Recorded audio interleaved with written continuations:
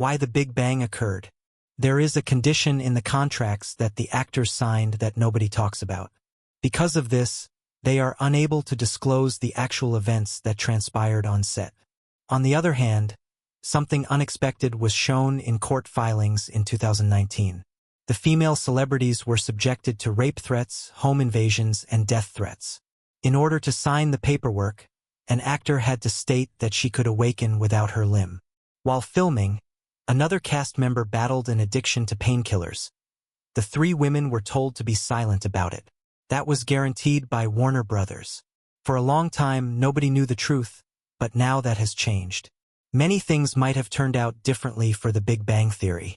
As soon as Chuck Lorre and Bill Prady pitched the idea in, there were no female characters in their initial 2006 proposal. Leonard, Sheldon, and a third boy were the only ones there. Three nerds thriving in an information-rich society. There are no women. Studios at the time held the opinion that female-led science comedy would not do well. However, the criticism was clear when they showed it to test audiences. There was an air of unease. Nothing exciting happened during the show. A female main character was incorporated by the authors. Amanda Walsh was originally assigned the responsibility. She went by Katie's name.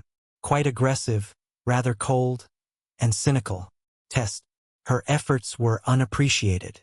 Her boundless enthusiasm stood in stark contrast to the mild-mannered and socially awkward Leonard and Sheldon.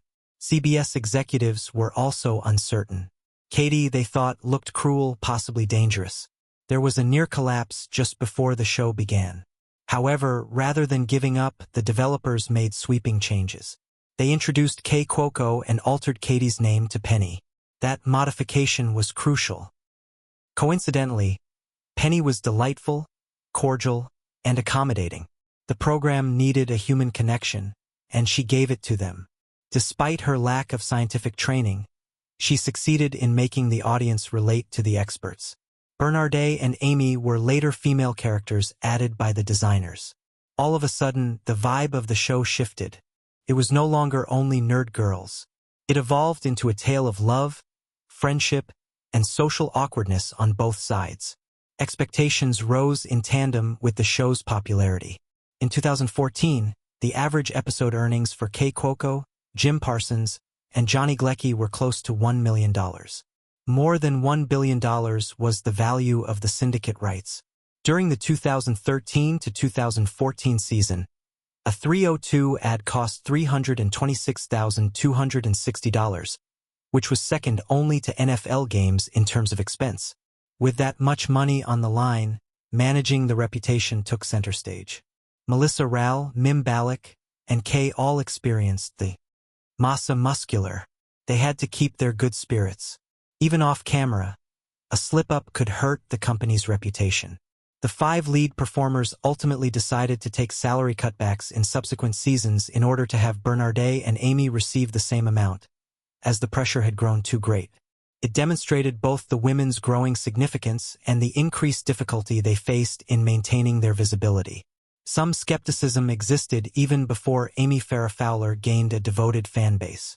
Executives at CBS were unsure if audiences would embrace a female neuroscientist with Sheldon's eccentricity and intelligence. Their fear that the audience would find her excessively frightening was unfounded. Amy, played by Mayim Bialik, became charming, likable, and humorous. Some parts of the text appear to be missing. May I kindly ask for the complete text that you would like me to simplify? The show's energy was revitalized by Melissa Rao. In fact, Amy was the story's Nobel laureate. Bialik was nominated for 4 Emmys. Not only were intelligent women scientists accepted, but they were idolized by the audience. Behind the scenes, something else quite different was transpiring. The show's original Penny and Leonard, played by Kay Cuoco and Johnny Galecki, were actually dating at the time. In the first season, it started off subtly. Despite Johnny's obliviousness, Kay developed an instant crush on him. Much later, when filming a scene in an elevator shaft for the Nerdvana Annihilation episode, they became aware of something amiss. Their secret love affair began that day, and they were determined to keep it a secret. There isn't enough time to paraphrase or reduce the given material. Give us a longer text so we can help you. For fear of contract violations or the show's cancellation, they chose to remain silent. No public dates, no edicts on the bench. They went so far as to converse with one another using coded signals. In real life, they had kissed before filming their first kiss in the Middle-earth scenario. It was in Johnny's trailer that the first passionate kiss happened. Therefore, the kiss they finally shared on camera was genuine and not staged. There were real emotions at play. When asked about her feelings on her Halloween costume, Kay said she was a mix of anxious and assured. At the time, it was one of the most thrilling scenes from the Big Bang's early history. Disciples could detect the chemical processes, but I didn't know why. They broke up discreetly at the end of 2009, just before season 3 was airing.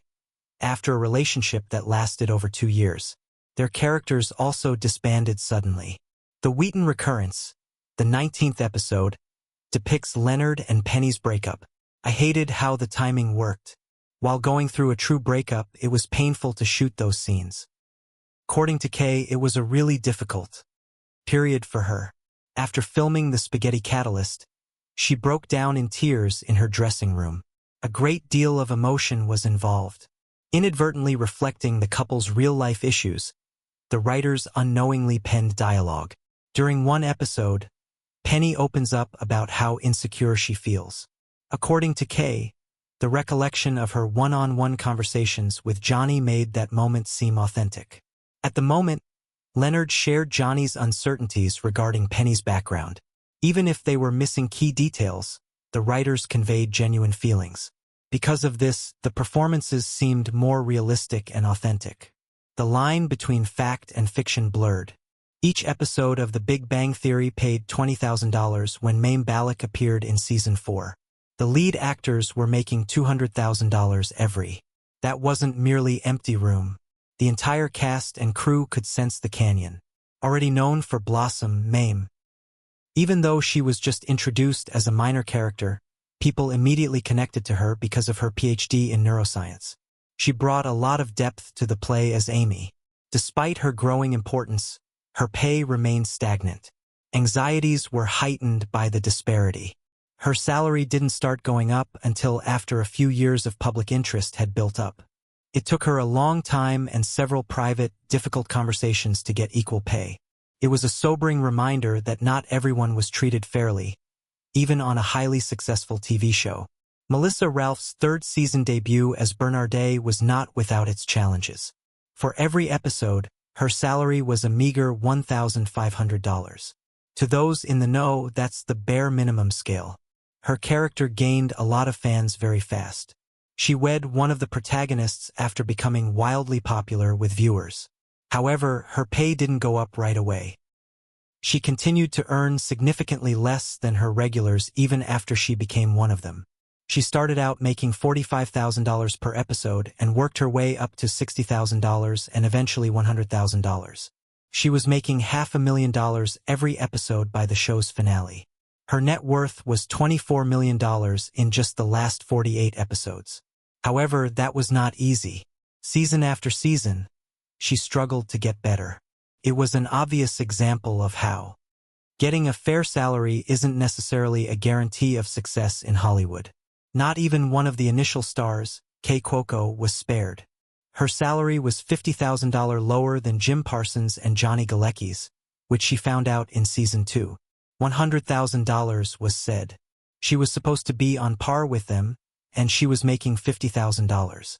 There were heated debates after the finding. By the end of Season 4, Kay had worked herself into a per-episode salary of $200,000. She kept climbing till she reached $350,000. Each episode was costing $1 million by Season 8. Over time, she ascended to the ranks of television's highest-paid actresses. Despite her eventual $150 million in earnings, the disparity from her early career remained. It demanded courageous response since it exemplified gender discrimination. Reaching an agreement to fix it. The regulars were lauded in Season 11 for taking a $100,000 pay reduction to let Bialik and Melissa Ralph get raises, according to the news articles. Although it appeared selfless, it wasn't really. Increasing expenses were a major worry for CBS. 5 prominent actors, Kunal Nair, Jim Parsons, Johnny Galecki, and Kaylee Cuoco, were each making $1 million per episode. Ral Y. Balak Solo Posian $200,000. Ultimately, CBS had to make a decision to keep everyone engaged for the last seasons. Pay for the 5 highest-ranking stars was slashed to $900,000 per. Pollock and Ral's salaries were raised to $450,000 apiece as a result of this modification, which provided an additional $500,000 every episode. It was effective PR, yet it was also just basic budgetary math. The show might have crashed and burned if those cuts hadn't been made. In terms of business, it was a brilliant move. However, not all members of the committee supported the salary increases. Reportedly, Jim Parsons was against Bielik and Rauch receiving equal pay. He cautioned that it could set a dangerous precedent. Producers might run into trouble if guest stars started asking for the same things on other shows. Although he remained mum about it, some in the know claimed that his anxieties exacerbated the tension on stage. Bialik and Rauch were rewarded with wage